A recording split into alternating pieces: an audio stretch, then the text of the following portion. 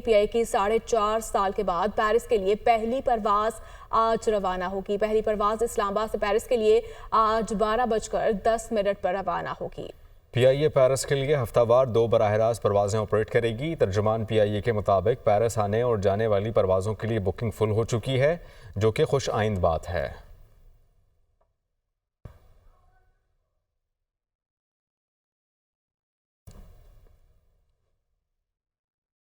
आगे बढ़ेंगे। वज़ीर आला पंजाब मरियम नवाज शरीफ ने कहा है कि पिछली हुकूमत ने 4 साल में कुछ नहीं किया। उनका मुंह खुलता है तो गाली निकालने के लिए न सिर्फ जानवरों का इलाज करेंगे बल्कि कई सियासी जमातों को जो बीमारियां लाहक हैं उनका भी इलाज करेंगे। सुनते थे सड़कें बनाने से कौम तरक्की नहीं कर सकती, समझ नहीं आती इन बातों पर रोएं या मातम बनाएं।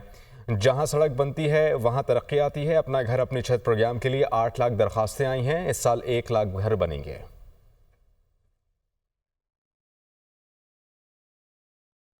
उनका कदम उठता है तो मुल्क के खिलाफ उठता है, और जब माउथ डिजीज क्या है, जब मुंह खुलता है तो गाली गलोच और बदतमीजी और बदतहजीबी होती है। तो हम सुनते थे कि लोग कहते थे कि जी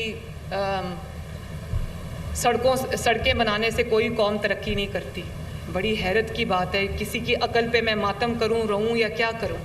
अब आपको अगर सड़क अवेलेबल नहीं होगी तो आप अपनी जो फार्म टू मार्केट रोड है वो आपने अपनी प्रोड्यूस लेके जानी, वो आप कैसे लेके जाओगे। जहाँ सड़क बनती है वहाँ तरक्की आती है। सड़क के बगैर कभी कहीं तरक्की नहीं आ सकती। इसी तरह अपना घर अपनी छत प्रोग्राम है। आप जानते हो 7-8 लाख एप्लीकेशंस मुझे आई और इस साल इंशाअल्लाह ताला 1 लाख लोगों के घर बनेंगे। वज़ीर आला पंजाब मरियम नवाज ने पाकिस्तान की तारीख के पहले लाइव स्टॉक कार्ड की बाकायदा लॉन्चिंग कर दी। पाकपतन में फार्मर्स को chief minister live stock card तकसीम किए गए। मरियम नवाज की आमद पर फार्मर्स का जोशो खरोश, रवायती गुल डांस भी पेश किया गया।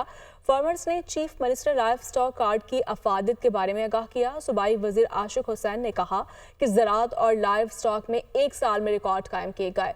फार्मर लाइव स्टॉक कार्ड के जरिए मवेशियों की दीगर ग़िज़ाई ज़रूरियात पूरी कर सकेंगे। वज़ीर आला खैबर पख्तूनख्वा अली अमीन गंडापुर ने कहा है कि पाकिस्तान जब से बना 4 सूबे हैं और वही चल रहे हैं। आबादी बढ़ गई मगर सूबे नहीं बढ़े। उन्होंने मज़ीद ये भी कहा कि सूबे इसलिए नहीं बढ़ाए जा रहे क्योंकि हमें बादशाहत करनी है। अगर कोई चाहता है मेरे पास बड़ा इख्तियार हो, सूबे छोटे करने से 99% मसाइल हल हो जाएंगे। पेशावर में तकरीब से खिताब के दौरान उन्होंने मज़ीद कहा कि कशकोल तोड़कर हर इदारे को अपने पाँव पर खड़ा करना है। आगे बढ़ने के लिए खौफ के बुत तोड़ना होंगे। उन्होंने ये भी कहा कि नर्सिंग और मेडिकल कॉलेज के कायम का ऐलान कर रहा हूं। अली अमीन गंडापुर ने कहा कि रवा साल यूनिवर्सिटी ऑफ पेशावर को 50 करोड़ रुपए देना मेरा काम है। अगर पैसे नहीं दिए तो मेरे खिलाफ ऊ करके एहतजाज करें। पाकिस्तान जब से बना है 4 सूबे हैं और वही 4 सूबे चल रहे हैं। आबादी कितनी थी और आबादी कितनी हो गई, लेकिन सूबे नहीं बढ़ाए जा रहे क्योंकि हमें बादशाहत करनी है, डिलीवर नहीं करना। कि हर कोई चाहता है कि मेरे पास बड़ा दायरा इख्तियार हो। हमें इतना एक खौफ पे डाला हुआ है इस निज़ाम ने, इस वजह से हम काम नहीं कर पा रहे। हमने कशकोल को तोड़ना है, उसके लिए ज़रूरी है कि हम अपने पाँव पे खड़ा करें अपने हर इदारे को। इदारे जब पाँव पे खड़े होंगे तो सूबा भी पाँव पे खड़ा होगा, मुल्क भी पाँव पे खड़ा होगा। हम एक अजीम कौम बनेंगे नहीं, हम एक अजीम कौम बन चुके हैं इंशाल्लाह। हमने कर्जा उतारने के लिए अपना 30 अरब का एक एंडोमेंट फंड कर दिया है, उसमें पैसा हमने ट्रांसफर कर दिया है। हमें आगे बढ़ने के लिए ये खौफ का बुत तोड़ना पड़ेगा। मैं यहाँ पे एक तो नर्सिंग का और मेडिकल कॉलेज का ऐलान करता हूँ। तो उन्होंने कहा हमें चाहिए सिर्फ 500 मिलियन, उसका तो मैं ऐलान कर देता हूँ इंशाल्लाह, वो मैं आपको दे दूंगा। इस 1 साल में 50 करोड़ रुपए देना मेरा काम है। अगर मैं ना दूं तो हु करके या कुछ भी करके फिर मेरे खिलाफ एहतजाज कर लेगा। वफाकी वज़ीर इत्तलात अता तारड़ का अली अमीन गंडापुर के बयान पर तबसरा। कहा अली अमीन गंडापुर ने दुरुस्त एहतजाज का तरीका अपना ही लिया। महज़ब मुआशरों में एहतजाज पुरअमन ही होता है और काम भी चलता रहता है, जिंदगी मफलूज नहीं होती। वज़ीर आला KPK की जानिब से 10 माह में पहली मरतबा एहतजाज का दुरुस्त अंदाज अपनाना काबिल तहसीन है।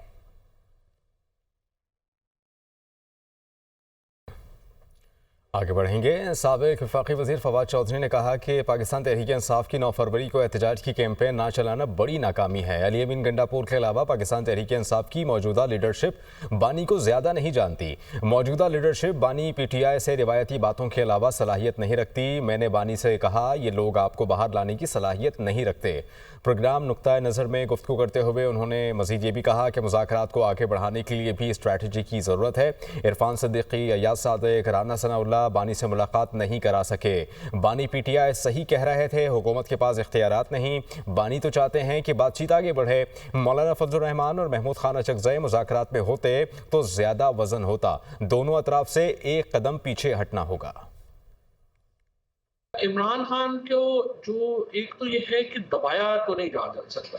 ये जो मौजूदा लीडरशिप है इसका प्रॉब्लम ये है कि इसमें आप देखिए ना कि अली अमीन के अलावा जो लोग मिलते हैं बाकी वो तो इमरान खान को उतना जानते ही नहीं है, ना इमरान खान उनको उतना जानते हैं। लिहाजा जो पॉलिटिकल एडवाइस, पॉलिटिकल एक आपको इंसाइट चाहिए और फिर जो स्ट्रेटजी चाहिए वो तो जाहिर है कि नहीं बन पा रही और नहीं बनी। मगर ओहदे तो उन्होंने तकसीम की है ना, जिम्मेदारी तो खान साहब ने दी है ना उनको, वो बना रहे हैं। नहीं दे नहीं ना सकते। खान साहब तो महदूद इस वक्त, अगर उनकी इंफॉर्मेशन ही महदूद है। मैंने तो उन्हें कहा है कि जिस तरह जा रहे हैं 17 महीने तो हो गए हैं, तो आप पता नहीं ये तो आपको बाहर लाने की सलाहियत नहीं रखते हैं। तो आप बरज़ख में हैं अभी। जो मुज़ाकरात हैं या गुफ्तगू है, हाँ जो गुफ्तगू है या जो मुज़ाकरात हैं उनको आगे बढ़ाने के लिए जो है वो भी एक स्ट्रेटजी चाहिए। सीनियर सियासतदान मोहम्मद जुबैर का प्रोग्राम दुनिया महर बुखारी के साथ में गुफ्तगू करते हुए कहना था कि तलखियाँ बहुत ज़्यादा हैं, माजी से सबक सीखना चाहिए। बानी PTI अगर डील करके आएंगे तो पाकिस्तान के लिए अच्छा होगा। बानी PTI उनकी पार्टी को दुबाने से मसला हल नहीं होगा। मुस्लिम लीग नून में 2 ग्रुप्स हैं, दोनों ग्रुप्स चाहते हैं PTI ख़त्म हो जाए। इरफान सिद्दीकी जैसे लोग कहते हैं PTI को तस्लीम कर लेना चाहिए। ऐसे में मुस्तफ़ा नवाज खोखर का प्रोग्राम में गुफ्तगू करते हुए कहना था कि डील हमारे सियासी कल्चर का हिस्सा है। डील की सियासत का मुखालिफ हूँ। पिछले 76 सालों से मुल्क में डील ही चलती आ रही है। जब सियासी पार्टियां ओपोजिशन में हों तो वोट की इज्जत का नारा लगाती हैं। बानी PTI की हुकूमत के दौरान मकबूलियत कम हुई थी, आज बानी PTI की मकबूलियत है। खान अगर डील करके बाहर आएगा तो ज्यादा खतरनाक होगा या डील करे बगैर बाहर आएगा तो ज्यादा खतरनाक होगा? मेरा ख्याल है डील करके आएगा तो पाकिस्तान के लिए अच्छा होगा। डील करके आएंगे तो क्योंकि उसमें फिर ये होगा कि जी मतलब उसमें देखें ना, डील का मतलब क्या होता है कि आप क्या करने के लिए तैयार हैं, क्या करने। दूसरा तरीका ये होता है कि जी डेवास्टेटिंग कॉन्सिक्वेंसेज हैं, जैसे सीरिया में है कि नथिंग वाज प्लान्ड, जैसे लिबिया में हुआ, जैसे जो हुस्नी मुबारक को निकाला गया है। तो जब आप कोई चीज जैसे बांग्लादेश में हुआ है, जब आप स्मूथ ट्रांजिशन नहीं करेंगे, उसको आप डील कहिए जो भी कहें, अगर आप स्मूथ ट्रांजिशन नहीं करेंगे, पाकिस्तान के अवाम को हक नहीं देंगे उस राय का इस्तेमाल करने का, तो फिर तो डेवास्टेटिंग कॉन्सिक्वेंसेज होंगे। आप अगर अवाम को ये पैगाम देकर हुकूमत में आएंगे कि आपकी राय की कोई हैसियत नहीं, आपके वोट की कोई हैसियत नहीं, तो फिर आप जो मर्जी है कर लें, इस अवाम ने आपकी तरफ रुख इख्तियार नहीं करना। जो मर्जी है ये एफर्ट्स कर ले, मुझे नहीं लगता कि इनको कोई स्पेस मिल पाएगी। कराची के इलाके आरामबाग में इमारत में आतिशज़दगी, फायर ब्रिगेड ने आग पर काबू पा लिया। कूलिंग का अमल जारी है। आतिशज़दगी के हवाले से मज़ीद तफसील बता रहे हैं बिलाल नसीर।